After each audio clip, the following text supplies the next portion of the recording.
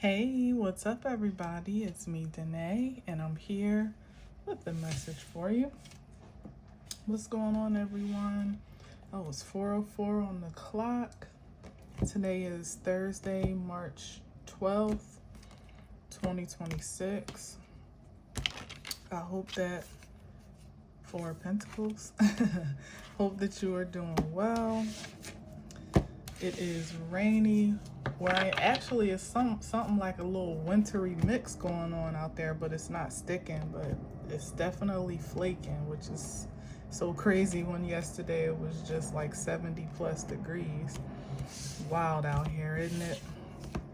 But anyway, it's a peaceful rain nonetheless. And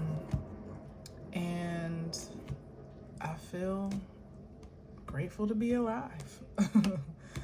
To say the least. All right. Oh, that snored. Oh, I'm sorry. I don't know what's going on. But yeah, anyway, we're using Intuitive Kev's iKev Tarot deck. And let's see what we got going on. All right. Oh, that's too many to start. We got the Queen of Pentacles and the Five of Wands. He looks angry, doesn't he? We'll keep that on tuck. These cards can be hard because there's so many of them. But that was too easy. Page of Pentacles here. Page of Pentacles. Let's see. Some type of message about money or a small offering, perhaps. But with that Queen of Pentacles and what was it, the Five of Wands? Yeah. I don't know. I don't like the feeling of that energy and him winking here, like wink, wink, here you go, wink, wink.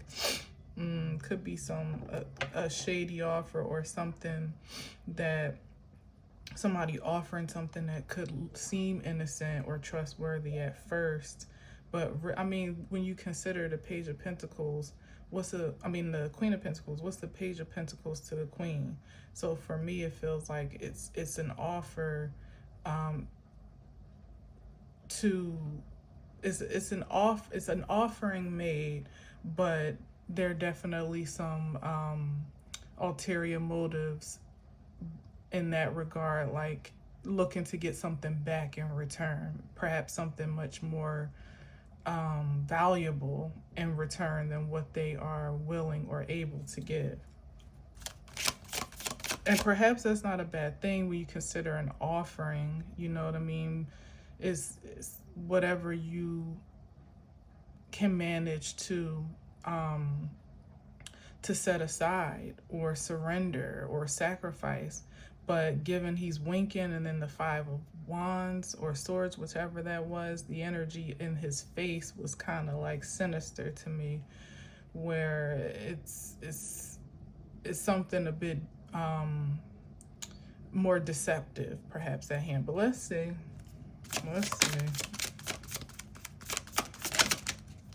Page of Pentacles. Hold on. Seven of Pentacles.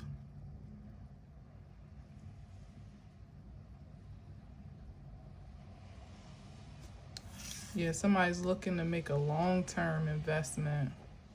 It's like, well, let me give them this a little bit right here, and then maybe I could get in good, to have some part in the family tree or the family legacy, or, have access to a bigger stash or a bigger fortune.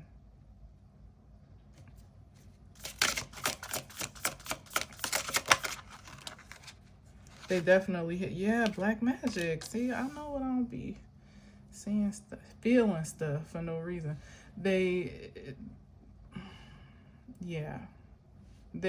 really are looking to, this could be a long con, put it that way, to play the long game, where they would be willing to come in, do the part, look like they're a contributing factor in whatever we're talking about. It could be like a a supportive partner, or an asset to a company or to some type of creative endeavor or project, or just a good friend, that has their own value of their own, what do you call it? Like their own,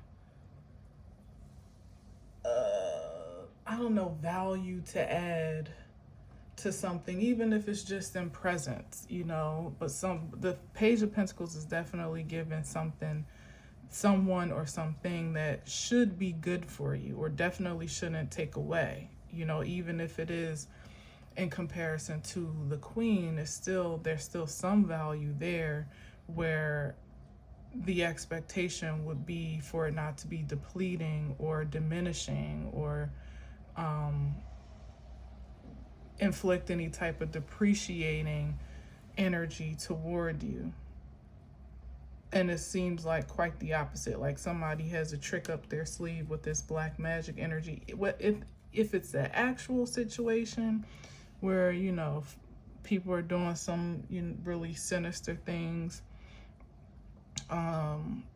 to cause an effect on someone's fortune or finances, they at least mean for their presence, or they are either there's a projection toward it, and energetically, like, oh, I hope they fail, or oh, I hope they go broke, or oh, I hope they lose everything. There's that, which is also a form of black magic, believe it or not, or whether they believe it or not. But it could be actually someone putting something into practice, doing some type of dumbass shit like jar spells, or, burying you, freezer spells, whatever. Like, it could even be chanting, making incantations toward you in some diabolical way. And or all of that, and or they are looking to figure out a way to present themselves to be an asset, or a beneficial addition to your inner circle, so that they can have more, so that in proximity they may be able to inflict some type of misfortune.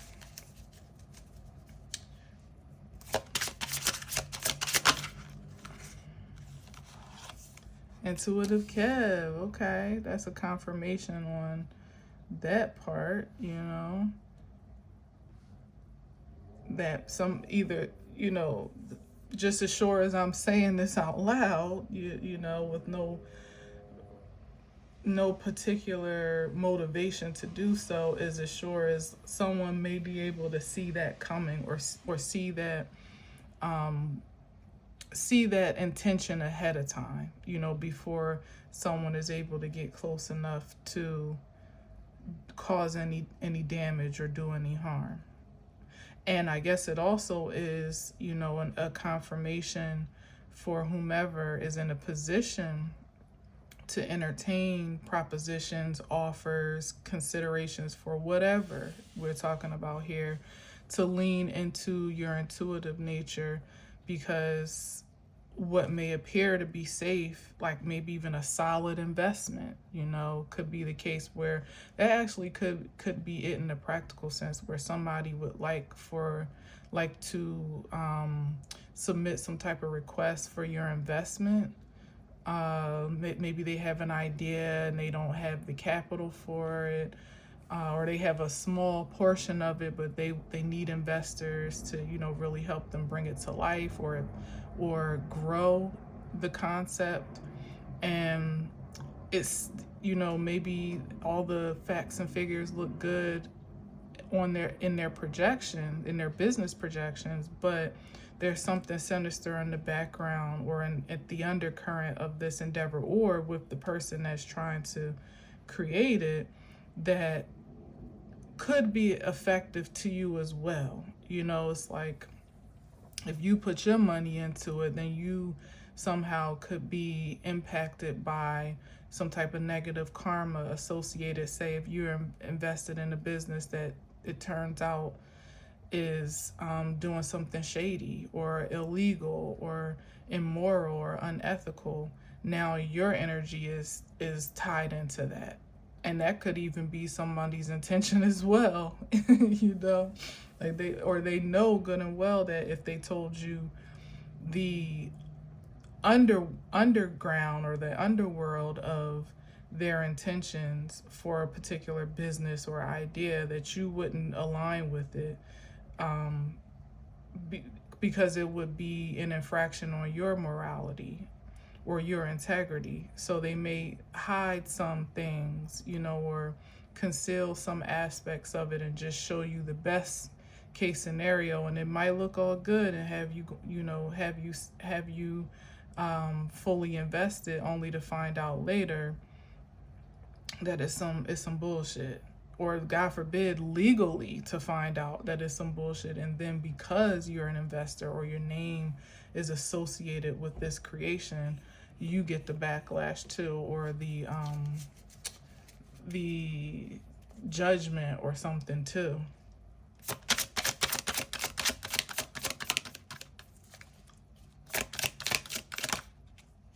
Twin flame, yeah, you got to make the higher choice here. And it sucks because, you know, on site, you may really want to take a chance on someone, or to support someone, particularly if you know what it's like to be in a place where you have a big idea and you just need some money to get it off the ground, and you feel that affinity for, you know, the hustle, the struggle, the ambition, the drive for something grassroots, you know. But in this case, you would have to choose in your higher mind and choose yourself, most importantly, with no type of guilt associated with it, because of the long-term view and the longevity that you have to protect for the legacy that you're building or expanding.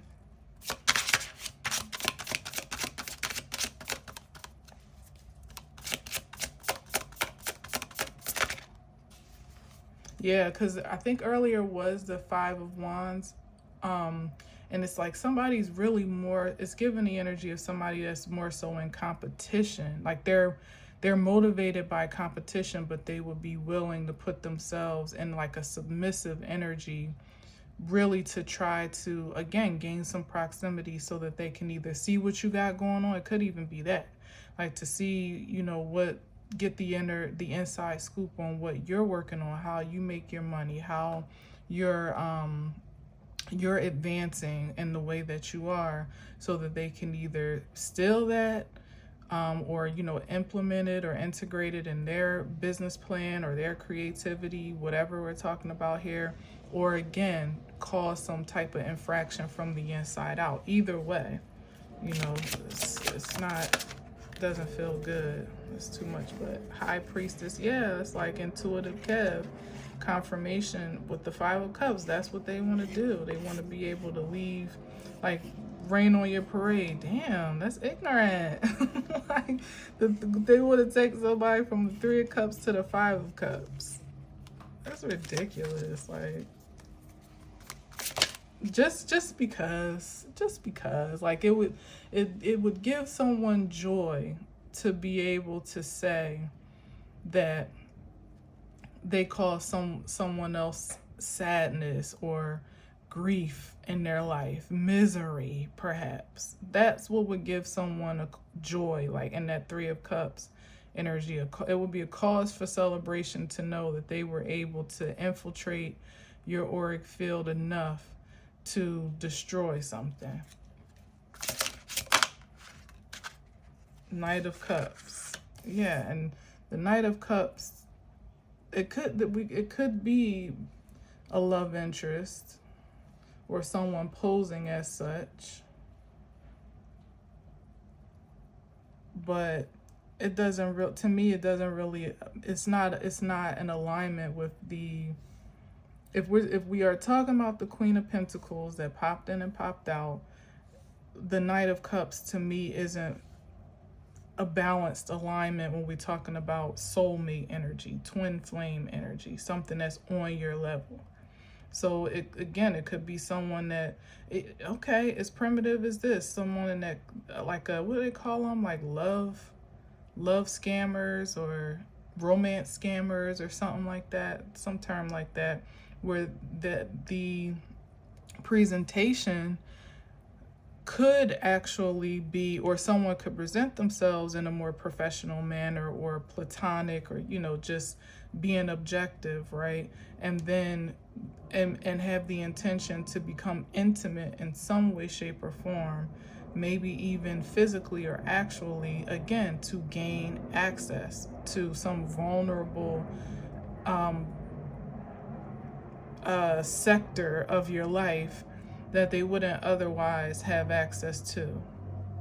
And that's a real tricky energy coming with the Knight of Cups, because that means they'd be willing to say anything, seduce you, play emotional, play emotional games more so than mind games, but like manipulation, maybe gaslight, love bomb for sure. That's a lover boy right there. So they coming in doing all the things that they imagine would put them in, this light of being an ideal match, but they coming in with very little to offer in the first place, and coming in with ulterior motives and some type of,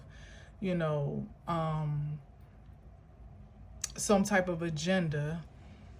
And it's just conditional to whatever it is, their love and admiration, or 421 just lit up on the clock, whatever it is that they're proposing to offer in that cup is conditional on what they feel they can get back, what they feel like they can get out of the deal. So it's not sincere, it's not pure.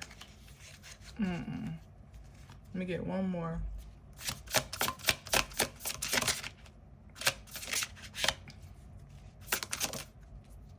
Obsessed. Oh my God. That's what they won't let on to right away. The obsession is the undercurrent.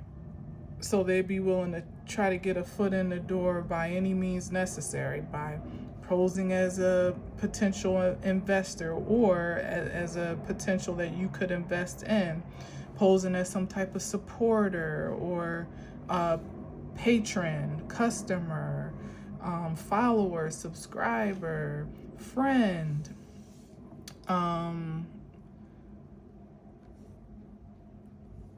what's the right word, friend, or like a mentee or something like that. Like they just want to learn from you, observe you, see how you do it, shadow you perhaps. Yeah, they want to shadow you, all right? They want to shadow you. They are obsessed with some type of access. They are obsessed in excess, and they're obsessed with some type of access that they feel would be beneficial to them. There's something possessive here. The obsession might be because of some type of spirit they're being possessed by, and that could even just be jealousy. Again, competition in a mild case, but it could literally be jealousy, or this need to control something, envy, wanting to have what you have, or just not wanting you to have it.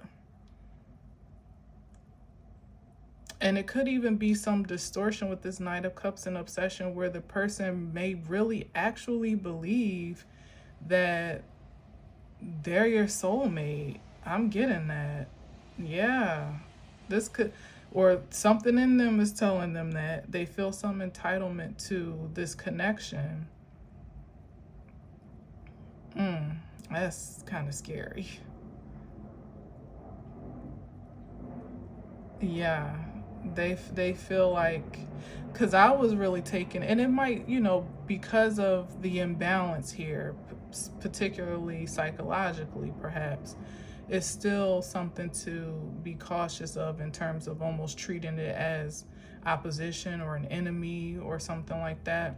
But in this person's mind, they might actually feel like, oh, this could have been a love spell that backfired, or some type of spell that was projected. Since we had black magic, you know, they could have even been an obsession spell projected to make someone else either obsess over them as some type of twin flame or soulmate energy, or pine over that connection in some way, like missing it, wanting it back, wanting to rekindle it, or to glamour, put like a charm over themselves, or project a charm onto whomever their object of so-called affection is, to see them as a twin flame, even though they know good and damn well they have no intentions of really filling those shoes. But something about it, I feel, has backfired, and it's intensified into an obsession.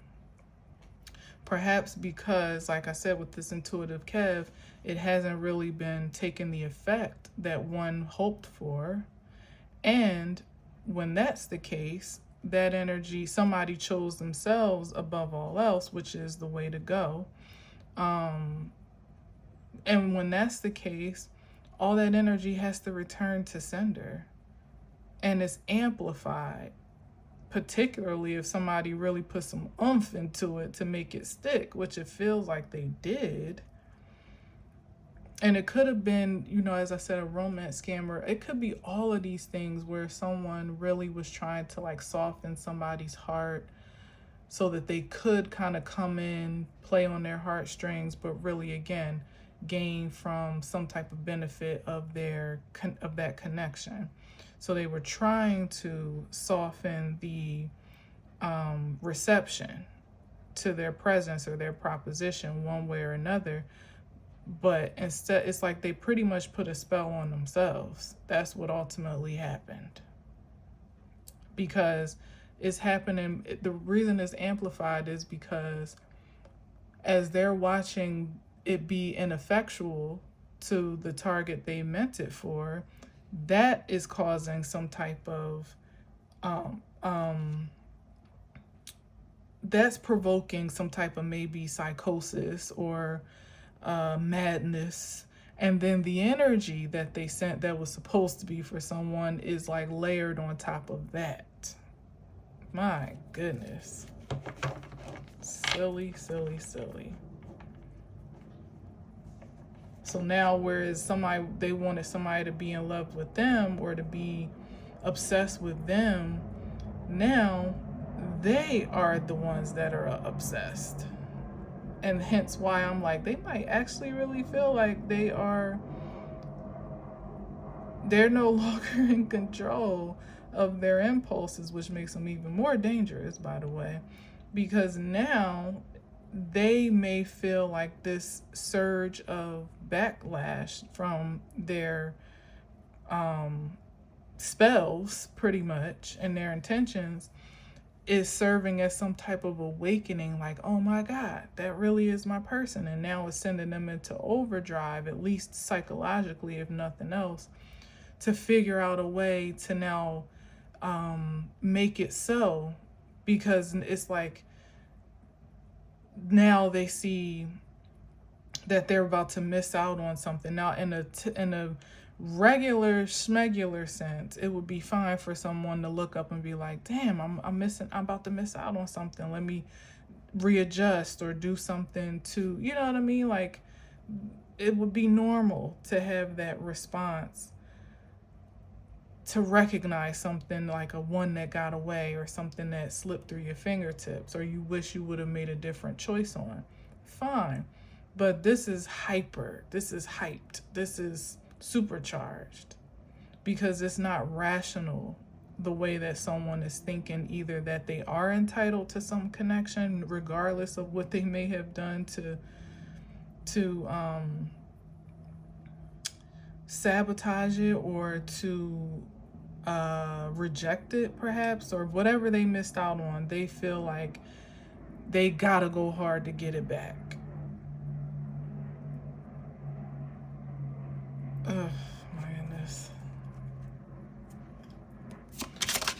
or they could be obsessed with, in their own pride and ego, again, in the more primitive sense, to feel like they have something to prove to themselves, to just, verify that they could get it back if they wanted to, and that it wasn't lost after all. So somebody could also be fueled by that. Like, they don't really want you, but they just want to know that they could have you if they decided to. And that also is an expelling of negative energy that has a backfire attached as well, because if that proves to be wrong and there is no receptive response to these projections in spirit or in flesh, again, it contributes to this instability mentally, psychologically, maybe emotionally, because you done told yourself that you could have it if you want to, or or even diminish something as worthless or at a lower value than what it may be. And now it's like, what does that say? What does this project to someone who's a little bit off already, clearly? But what does this project to someone who thought they were better than, or they had it in the bag, when the truth actually says that, to them anyway, that no, you're not, and no, you don't, and no, you can't. What do they do with that in an unstable mind?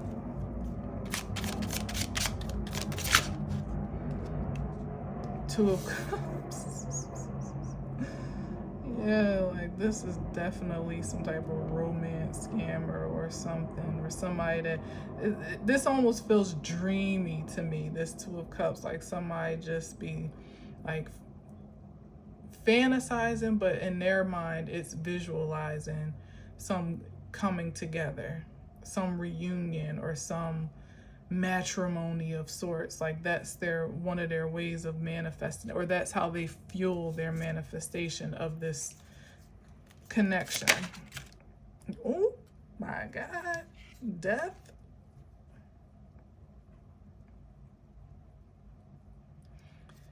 This somebody is real off, because it's like they don't just want to harm, they want to put an end. How? Because the fact that, though, that's why I know it's like something, it's some type of psychosis or something off psychologically. Because how could you in one mind think about love, like be thinking about love, and then death in the same sequence? Or all the while having some type of death or violence or misfortune or unfortunate ending for someone in the back of your mind.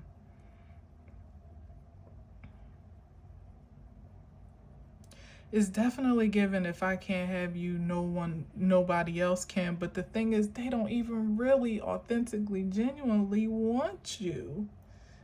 They just don't want anybody else to have you. That's the real sinister plot here. Because if they really wanted you, they would have chosen you when it actually made sense, logical sense to do so. They would have invested in you when they had the opportunity. They would have given you an offer, whether it was for friendship, commitment, creativity, or business, whatever it was, support. They would have given that when there was plenty of space and opportunity to do so. But somebody withheld that, and now it's like, well, I mean, the noble thing to do obviously would just be to just let it be what it is, like, somebody is not willing to do that. Somebody can't come to terms with not just what they have missed out on, because that, I feel like that is not as much of a a blow as what they think they're about to miss out on in the long run.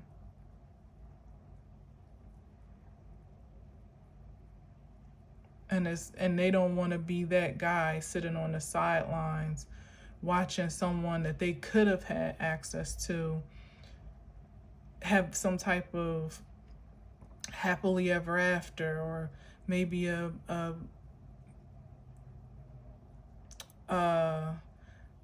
healthy relationship, a prosperous business,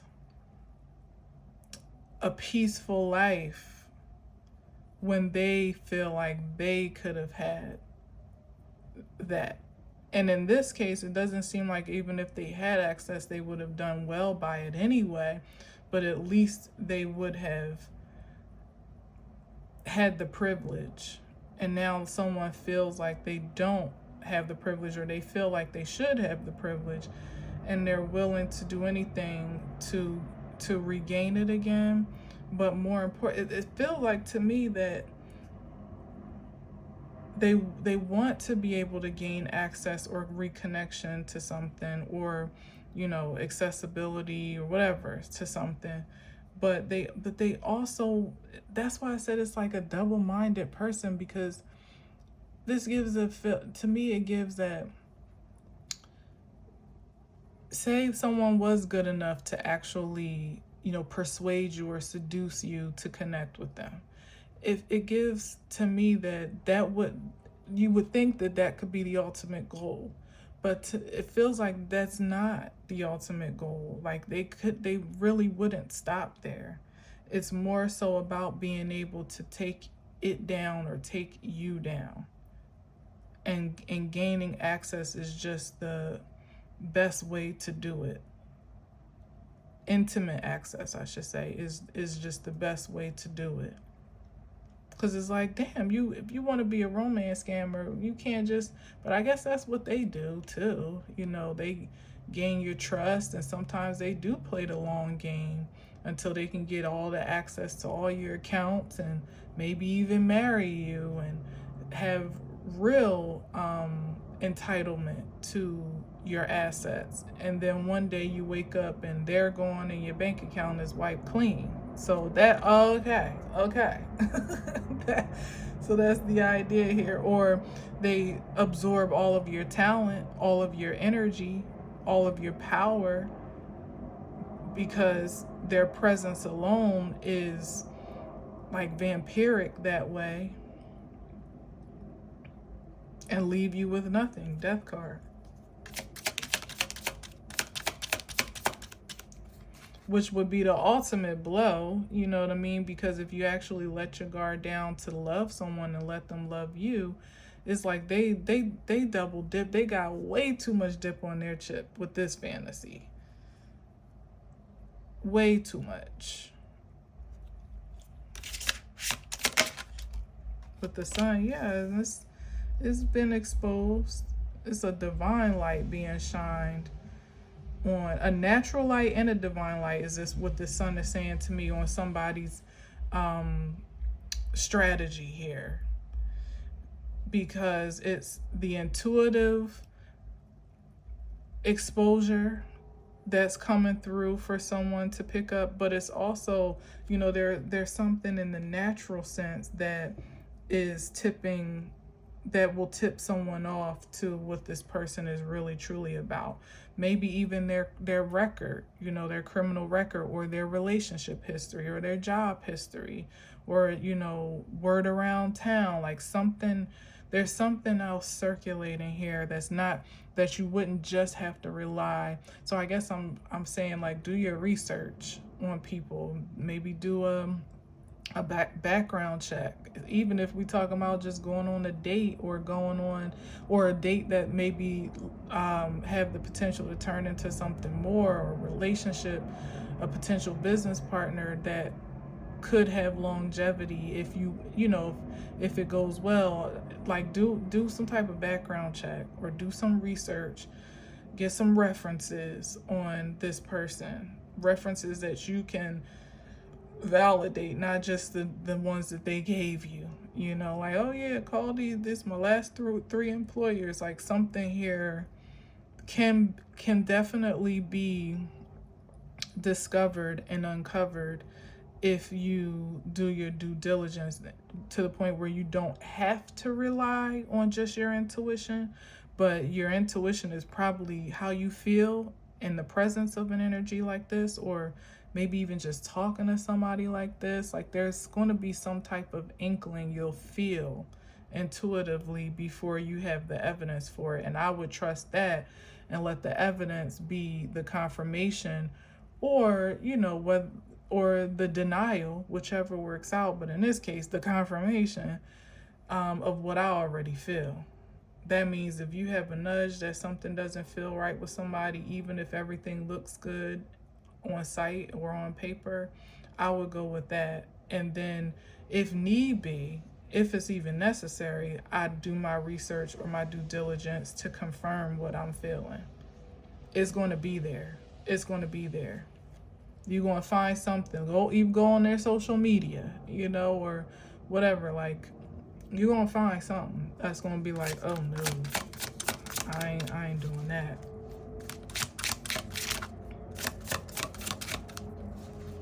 I am not getting entangled with that. This came out in a struggle. Let's see what it is. Temperance. Yeah, somebody ain't balanced, bruh. But you are. Somebody don't have all their marbles, but you do. You know exactly what's in front of you at any given time. You don't really need to confirm anything, but if it makes you feel better, or helps you sleep at night to know you didn't just discard someone or reject someone or not give someone a fair shot off of what you just feel. If that doesn't seem reliable enough, then go ahead, do what you need to do. But I'm speaking to someone that can absolutely trust their intuition here. You are a balanced person. You seek to create harmony, and that could also be considering how your environment could be affected. Like, when you really observe and consider how your environment is affected by certain energies that you allow in or allow close. Like, if you, every time you're about to go out with somebody, just crazy stuff starts happening, random, you know, spontaneous things start occurring, that might be a sign. You let somebody in your home, and the energy after they leave, or you're in someone's presence per se, and the energy after you leave, your energy feels low, or you feel exhausted or depleted in some way, that is a sign. Or unsure of yourself, you know. The whole idea of feeling uncertain to trust yourself in the first place is a red flag, because if you're feeling a tug of war in your spirit, usually that's an indication that there is something, you know, that you really, what it is that that your spirit knows innately is what you should ultimately lean toward. Because otherwise, when there's true temperance in your midst, somebody has good intentions, they mean well, they're balanced in their own right, they, you know, they're honest, they're open, they're not looking to operate in the shadows of any particular intention, you should be able to feel that off the top. That's the type of energy you recognize right away, because you are that energy in some other inflection of it. So when you got a question, it's like, well, hell, that's the answer right there. It's like when people feel like they have to investigate their cheating, whether their spouse is cheating. They got to look through phones or check emails or follow them and air tag them or whatever else, track them and stuff. Whatever the hell else people do. If you got to do all that, then there is something dreadfully wrong here, and you already got your answer. You don't even need no proof. either they are actually doing something that's making you feel uncomfortable, or you have some insecurities that you need to get in check. Either way, you're probably not good to be in a committed relationship in that regard, or be in an intimate connection with someone until you can sort that out.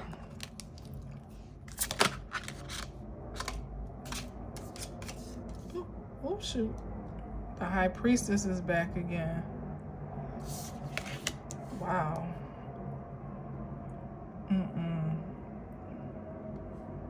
And the High Priestess gets to be selective, be without apologies. Like, you don't have to, what's the right word? Qualify your, what's the word? Your knowing, your wisdom. You don't owe that to anyone. You are set apart by your own will and choosing first and foremost, but particularly if it's a divine ordinance for you to, and it is, like someone is too highly favored to just be taking a chance on anything out of sheer compassion, or sympathy or empathy, or even seeing someone's potential and feeling like you can advance that, or support that in some way. Like, and that goes for anything, professionally, creatively, platonically, romantically, any of it. You don't have to lower your expectations or lower the bar for grace's sake. For the sake of grace, I should say. No, the grace is just allowing people to be who they are in their own, in their own capacity, while you still maintain integrity to who you are, and not settling for a second for anything less than that.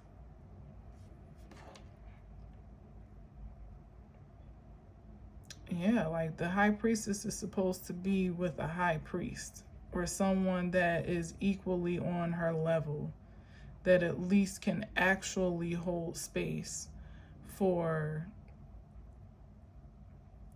not even just hold space, but there really does need to be some activity, some action toward a high priestess's progression. Even being a partner of a high priest, that you may not necessarily be particularly intuitive, but you allow, here's the holding space part, you reverence that energy by allowing there to be a fluid exchange of that frequency. So nothing worse to me than being, than a highly spiritual individual being in a relationship with someone who doesn't get that, or doesn't support that, doesn't see it that way. And not only do they not believe or what's the right word, like they don't subscribe to those ideals or that lifestyle themselves, they also create blockages or intentionally look to hinder you from operating in that capacity. That's the worst case scenario, or that really will try to suppress or kill your gifts altogether, because they either don't understand it, or they just, might actually just be jealous of them, or feel left out in some way, shape, or form. But you could be with someone that may not necessarily consider themselves spiritual or intuitive or whatever, but they still respect your gifts. They still respect your uniqueness, and even allow themselves maybe to be advised or counseled or guided in some type of way, like through the insight that you have to offer. That's a great service and a reverence to a high priestess to allow them to serve you in the best way that they possibly can. This is somebody that don't, like I said, if they could actually by chance find their way into some dynamic such as this that is very powerful, clearly way out of their depth and above their pay grade in many ways, but if they were so privileged to gain access, you would think that they would say, well shit, I'm in here now, I'ma just soak it up, live it up, reap all these benefits while I can, maybe before she realized I ain't shit. And then, like, take advantage for what it's worth, but don't try to cause harm. Don't try to put an end to it, cut the cord, turn somebody's lights out. That's why it's so effed up of this person, because they couldn't even just be satisfied with being a beneficiary. So this is absolutely someone that would be very narcissistic, very sinister, cynical, diabolical even, that they would come in and try to gaslight you. Like, their sheer intention would be to try to make you feel, to ultimately create instances in your life that regress you from this mature spiritual state, that make you feel like, and it could even be in subtle ways, questioning your vision, questioning your intuition, challenging your choices or your investments or whatever, like really to make you feel like you're not favored, you're not special, to manipulate you to the point where you would eventually start believing it, and that would be the ultimate death. That's what somebody would want to do. That's what somebody's grand intentions are. And that's so stupid, because it's like you would even overplay your hand in that way where you wouldn't even allow yourself to really play the long game and get the long-term benefit out of being partners with someone like this. That's how incapable someone is of changing or of healing, or unwilling, one of the two, evolving.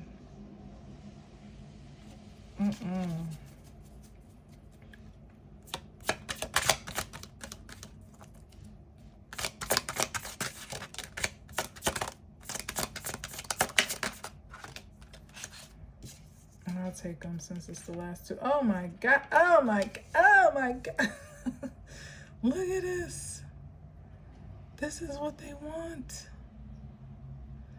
This is how they're plotting. Oh my God.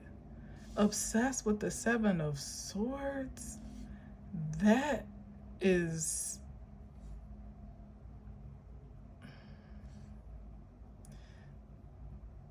it's beyond weird now. It's creepy. It's creepy.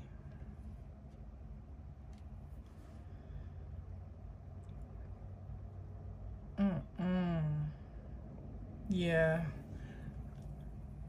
I'd like to go on record and suggest no new friends right now. Maybe perhaps when we're well out of the clear of Mercury retrograde, but no new friends. Hell, you might even have to consider your old friends too, if they resurface or want to rekindle or whatever. Family, whatever, because it's somebody that if they haven't had intimate access to you before, they feel either confident enough or obsessive enough to gain it, that as soon as they do, they're going to start causing damage, major damage. And they're not going to stop until they feel like, they've done their big one. The Ten of Swords, I mean, look at her. She's all beat up. Imagine the Knight of Swords presenting themselves to be some type of committed lover, sincere love interest, and then suddenly just start whooping your ass. Maybe physically, but damn sure emotionally and psychologically, mentally, maybe. And sometimes, to be honest, those are the worst ones because you can see the physical bruises, which I feel like someone definitely isn't exempt from. They could take it there, especially if nothing else works.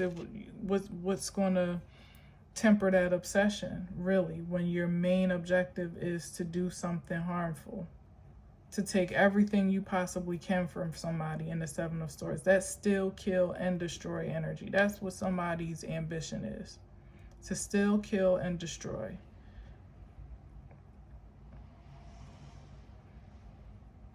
But the mental, the emotional, the psychological abuse can sometimes even be more sinister, because when someone's really good at it, it happens under your nose at first. And sometimes you don't even realize how much damage is being caused or has been caused until it's too late. And then you have a world of pain and heartache to heal from, that all could have been avoided if you would have just gone with your gut. Go with your gut on this one.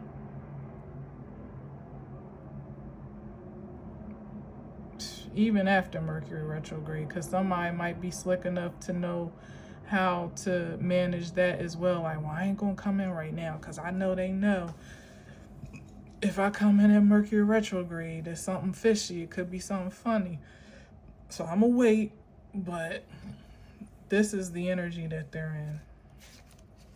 It is really sick and is really sad. For them, it's sad because it's like I said, just like all the projections have backfired, this obsession and or possession is ultimately going to be their demise as well. It's going to corrode their insides until they're nothing but a shell, or until they're driven to do something so outrageous that they get caught up for it legally, criminally, or they, do some type of damage or harm to themselves. Ace of Pentacles. King of Pentacles. Yeah, this is what they want. They want access to this fortune. This is the best case scenario.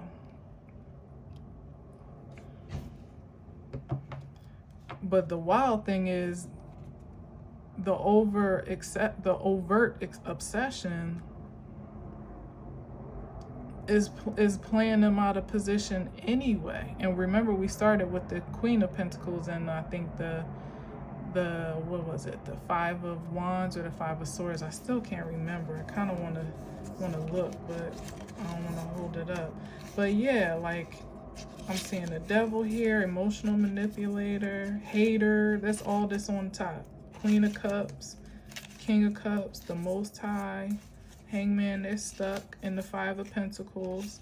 They don't really know what to do. Five of Wands. Yeah, here it is. They don't really know what else to do to gain this win, because judgment's already been called.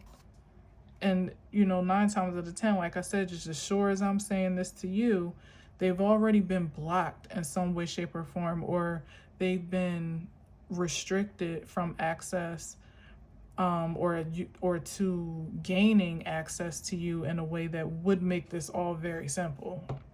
Somebody has to think real long and hard on the best plan of action to present themselves harmless at this time, because it's like you're already on to them, or their energy signature is blaring enough that you would be as soon as they step foot in your presence, and they know that. Five of Wands. Yeah, seven of Wands. Like you are this little protective bubble is impenetrable. And this is the King of Pentacles with this Ace of Pentacles has been the motivation from day one, because they feel like they're only here at a page and they're seeing the abundance that they could have access to, and kill two birds with one stone, maybe literally, God forbid. I'm hearing double homicide, if you feel me, which I've been seeing a lot, where they be willing to come in. If they can get their hands on something, definitely leave you depleted no matter what the consequence, and skate off with everything that you have. Or if they can't, 10 of Swords, 7 of Swords, take you out and them, perhaps.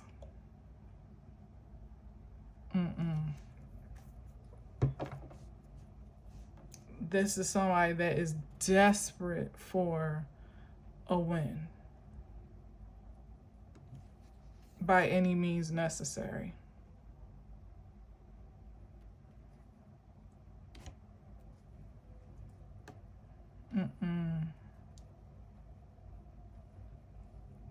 No new friends, child.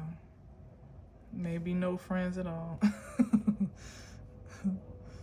Right now, shoot, because this is creepy.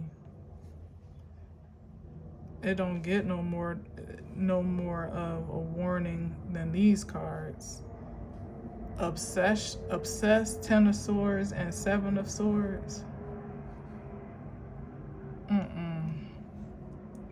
Somebody needs to be institutionalized one way or another. And they just might be on their way if they keep it up. So keep your boundaries strong. Don't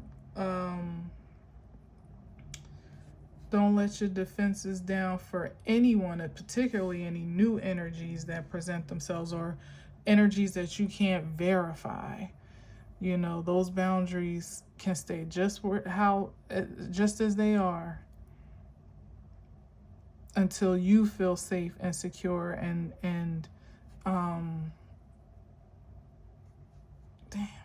until you feel